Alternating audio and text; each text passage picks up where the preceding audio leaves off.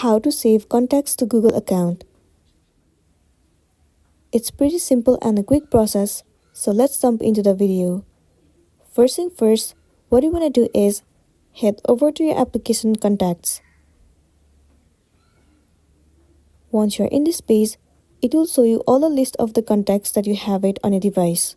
Once you're in this page, what you want to do is tap on list at the top left corner of the screen. It will redirect you to this page.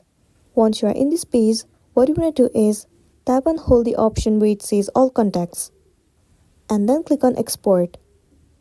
From here, select the unselect the option and then tap on done at the top right corner of the screen. Now scroll down and then click on save to files. So at the bottom, you can erase this name and then give a name that you prefer. Once done, tap on save at the top right corner. Well, the contacts has been successfully saved to your Google account. In order to check it out, head over to your application files. And there you go, at the very top, you can see the files of contacts, which means that it has already been saved. So that's all for today, and this is simply how you can save contacts to Google account.